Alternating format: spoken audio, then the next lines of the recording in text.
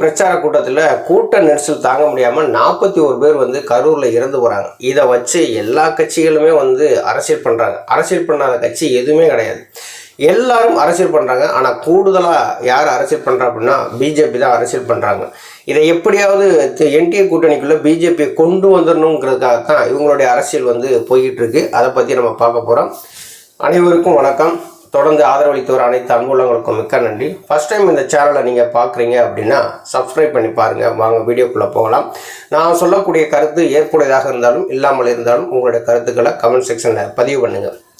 இப்போ நடிகர் விஜய் அவர்கள் வந்து தேர்தல் பிரச்சாரம் சொல்லிவிட்டு மக்களை சந்திக்க போகிறார். மக்களை சந்தித்து வாக்குகளை வாங்கி நம்ம முதலமைச்சர் ஆயிடணும் அப்படிங்கிற கனவோடு தான் மக்களை வந்து சந்திக்கிறார். ஏற்கனவே பார்த்தீங்கன்னா திருச்சி, நாகப்பட்டினம், திருவாரூர் இந்த ஏரியாக்கள்லாம் வந்து சுற்றுப்பயணம் வந்து போனார். 27ஆம் தேதி பார்த்திங்கன்னா நாமக்கல்லில் ஒரு சுற்றுப்பயணம். அந்த மக்களை சந்திக்கும் போது பார்த்திங்கன்னா அங்கேயும் ஒரு கூட்ட நெரிசல் வந்து ஏற்படுது. இந்த நெரிசலில் பார்த்திங்கன்னா ஒரு 40க்கும் மேற்பட்டோர் வந்து மயக்கமடைகிறாங்க. அவங்க மருத்துவமனைக்கு கொண்டு போகிறாங்க. அவங்க வந்து குணமாகி வெளியில் வந்துடுறாங்க. இந்த நியூஸ் வந்து வெளியில் வரலை. ஆனால் விஜய் அவர்கள் நடத்தின அந்த 2 மாநாடுகளாக இருக்கட்டும், அந்த தேர்தல் பிரச்சாரத்துக்கு போன இடங்களாக இருக்கட்டும், உயிரிழப்புகள் ஏற்பட்டது. அதை பெரிதளவில் வந்து பேசப்படலை. ஆனால் கரூரில் தான் கிட்டத்தட்ட ஒரு 41 பேர் வந்து உயிரிழந்துக்கிறாங்க. 12:45 மணிக்கு கரூர் நடிகர் விஜய் அவர்கள் பேசக்கூடிய நேரம் வந்து 12:45. ஆனால் அவர் வந்து சேர்ந்த இடம் எப்போன்னு பார்த்தீங்கன்னா இரவு 7 மணிக்கு வர்றாரு. விஜய் வர்றாருன்னு சொன்ன உடனே கரூரில் இருக்கக்கூடிய அந்த சுற்று வட்டாரத்தில், அந்த கரூர் மாவட்டத்தில் இருக்கவங்க எல்லாமே 10 மணிலேருந்தே ஆள் வந்து கூட ஆரம்பிச்சிட்டாங்க. கூட்ட நெரிசல் வந்து அதிகமாகிருச்சு. இந்த இப்போ வருவார், அப்போ வருவார் அப்படின்னு சொல்லி எதிர்பார்த்து ஒவ்வொரு கூட்டமாக சேர என்னாது அப்படின்னா நெரிசல் வந்து அதிகமாக ஏற்பட்டுருது. இரவு 7 மணிக்கு வந்து விஜய் வர்றாரு. 12:45 மணிக்கு வர வேண்டிய விஜய் இரவு 7 மணிக்கு வர்றாரு. வந்த உடனே கூட்ட நெரிசல் தாங்க முடியாமல் அங்கே வந்து பல பேர் வந்து மயக்க முடிகிறாங்க. சின்ன குழந்தைகள்லாம் வந்து இறந்து போகுது. அங்கே இருக்கக்கூடிய ரசிகர்கள்லாம் கட்டுப்பாடற்று இருக்கிறாங்க. மரத்தில் தவறாங்க, டிரான்ஸ்ஃபார்மரில் ஏறுறாங்க, வீட்டு மேலே ஏறாங்க, கூரை மேலே ஏறுறாங்க. விஜயை பார்க்குறதுக்காக முண்டியடித்து ஓடுறாங்களே தவிர விஜயனுடைய பேச்சை கேட்குறதுக்கு யாருமே ஆர்வம் காட்டுறதில்ல. போகிறாங்க, ஒரு செல்ஃபி எடுக்கிறாங்க, ஃபோட்டோ எடுக்கிறாங்க, சமூக வலைதளங்களை போட்டு சந்தோஷமாக இருக்கிறாங்க. இதுதான் இங்கே வந்து நடக்குது. இன்னும் விஜயனுடைய ரசிகர்கள் வந்து இன்னும் தொண்டர்களாக மாறலை. தொண்டர்களாக மாறியிருந்தாங்கன்னா இந்த மாதிரியான உயிரிழப்புகள்லாம் வந்து ஏற்பட்டிருக்காரு. காலை முதலே கூடியிருந்த அந்த மக்களுக்கு பார்த்தீங்கன்னா எந்த விதமான ஒரு அடிப்படை வசதியுமே வந்து கிடையாது. இன்றைக்கி வந்து கழிவறை வசதி கிடையாது, குடிக்கிறதுக்கு தண்ணி கிடையாது, உணவு கிடையாது. அந்த கூட்டம் வந்து நெரிசல் ஏற்பட அந்த மனித வெக்கைன்னு சொல்லுவாங்க இல்லையா, அந்த வெக்கையிலேயே பாதி வந்து மூச்சு திணறி பாதி பேர் இறந்துருக்கிறாங்க. இது கீழே விழுந்தவங்களை ஏறி மிதிச்சுட்டு போய் விஜயை பார்த்துருக்குறாங்க. ஏன்னா கீழே விழுந்தவனை தூக்கி விட ரசிகர்களுக்கு அந்த மனிதாபிமானம் இல்லாமல் தான் விஜயை பார்க்க ஓடி இருக்கிறாங்க. இப்படிப்பட்ட சூழ்நிலையில் தான் 41 பேர் வந்து இறந்துருக்கிறாங்க. இறந்த உடனே பார்த்தீங்கன்னா விஜய் அவர்கள் வந்து என்ன பண்ணிட்டாங்க, உடனே அங்கே கரூர்லேருந்து நேராக திருச்சி போய் சென்னை போயிட்டார். சென்னை போய் 3 நாள் கழித்து தான் ஒரு வீடியோ ஒன்று வெளியிடுறாரு. அந்த வீடியோவுமே பார்த்தீங்கன்னா வன்முறையை தூண்டுற மாதிரி ஒரு வீடியோ தான். இந்த கூட்டத்துக்கும் எனக்கும் எந்த சம்மந்தமும் இல்லை மாதிரி தான் அந்த வீடியோ வந்து பேசியிருக்கிறாரு.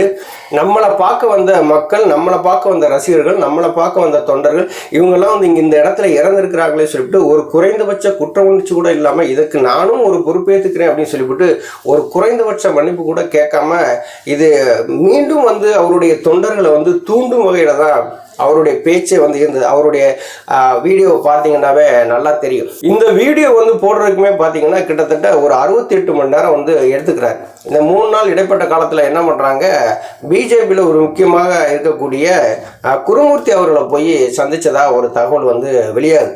குருமூர்த்தி அவர்களை சந்தித்த பின்னாடி தான் இந்த வீடியோவே வந்து வெளியிட்டிருக்கிறாரு. அதுவும் ஒரு படத்தில் எப்படி பேசி ரெக்கார்ட் பண்ணி பண்ணுவாங்களோ அதே மாதிரி தான் அந்த வீடியோவுமே வந்து வெளியில் வந்திருக்கு.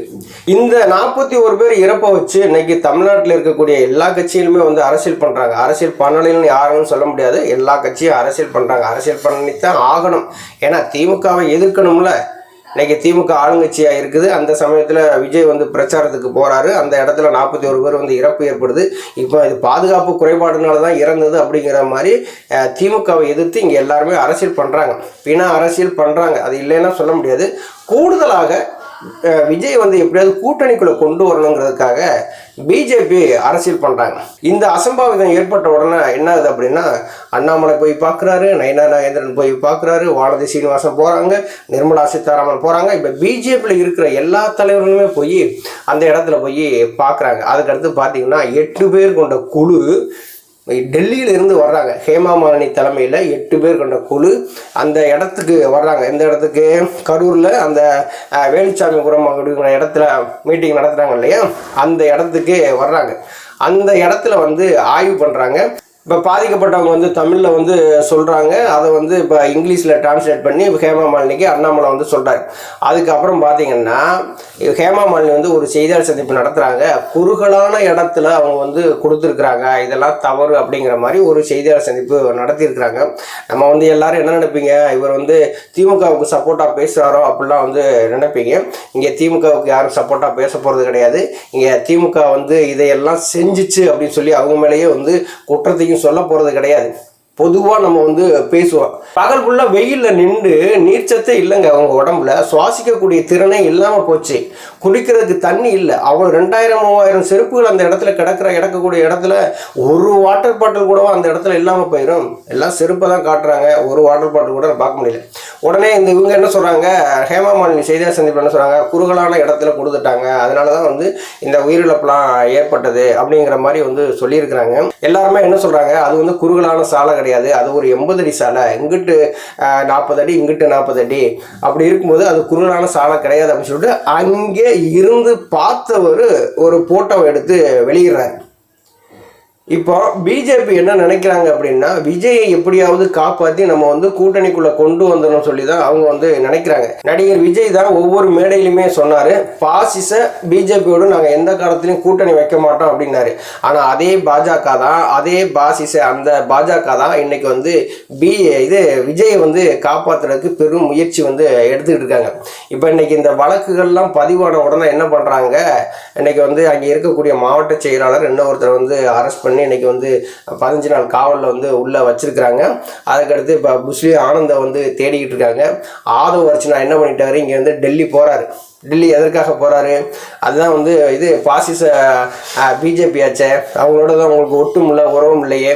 அப்போ டெல்லியில் போய் அங்கே போய் இருக்கக்கூடியவங்களை சந்தித்து பேசி அதற்கான ஒரு முடிவுகளை எடுக்கலாம்னு சொல்லிட்டு தான் டெல்லி வரைகிறாரு ஆதவ் அர்ச்சனா. இப்போ இங்கே என்ன நடக்குது அப்படின்னா, எடப்பாடி பழனிசாமி பிஜேபி இவங்க 2 பேரும் சேர்ந்து எப்படியாவது நடிகர் விஜய் வந்து கூட்டணிக்குள்ளே கொண்டு வந்துடணும் அப்படிங்கிற எண்ணத்தில் அவங்க வந்து இருக்கிறாங்க.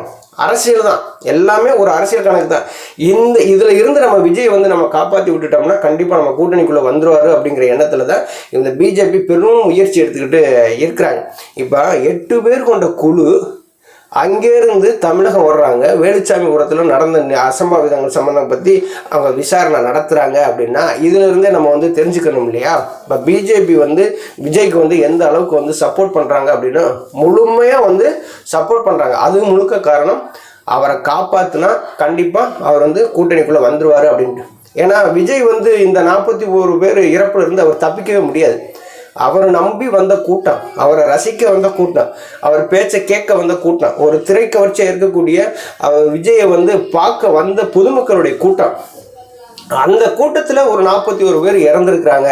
ஆனால் விஜய்க்கு ஒரு குற்ற உணர்ச்சி கூட இல்லாமல் அந்த 41 பேர் இறப்பையும் வந்து அலட்சியப்படுத்திட்டு அப்படியே கடந்து போகிறாருன்னா இது எந்த விதத்தில் நியாயம்? உன்னை பார்க்க வந்தவங்க தானே. இதெல்லாம் வந்து விஜய்க்கு வந்து தெரியாதா? படத்தில் நடிக்கலாங்க, படத்தில் வந்து மக்களுக்கு நன்மை செய்யலாம், தீமை செஞ்சவனை எதிர்த்து வந்து மிதிக்கலாம், பல உதவிகளை செய்யலாம், அது படத்தில் நல்லாயிருக்கும். நேரம் வந்து நீங்கள் அதே மாதிரி செய்யணும் இல்லையா? படத்தில் என்ன பண்ணினீங்களோ அந்த மாதம் காட்டி தானே இன்றைக்கி அரசியலுக்கு வந்திருக்கீங்க. அப்போ அந்த மாதம் வந்து நீங்கள் இங்கேயும் காட்டணும், மக்கள்கிட்டையும் காட்டணும் இல்லையா? யாரோ வந்தாங்க செத்தாங்க போயிட்டாங்கன்னு சொல்லிவிட்டு நீங்கள் போய் சென்னையில் போய் உட்காந்துக்கிட்டு ஒரு வீடியோ வெளியிடுறீங்க. அந்த வீடியோவும் பார்த்தீங்கன்னா மீண்டுமே அவங்க தொண்டர்களை உசுப்பேத்தி விடுற மாதிரி தான் அந்த வீடியோ வந்து இருக்குது. தமிழக முதல்வர் ஸ்டாலின் அவர்களை வந்து அவர் வந்து ஒரு மிரட்டும் துணியில் தான் வந்து பேசுகிறாரு. என்ன வேணால் தொட்டு பாருங்கள், நீங்கள் தொண்டர்கள் மேலே கை வைக்காதீங்க அப்படின்னா இது சினிமா வசத்தில் பேசுறதுக்கு வேணால் நல்லாயிருக்கும். விஜய் வந்து எந்த தேர்தலையும் சந்திச்சிருக்கிறாரா, இத்தனை சதவீத வாக்குன்னு சொல்லி இருக்குன்னு சொல்லி காட்டியிருக்கிறாரா?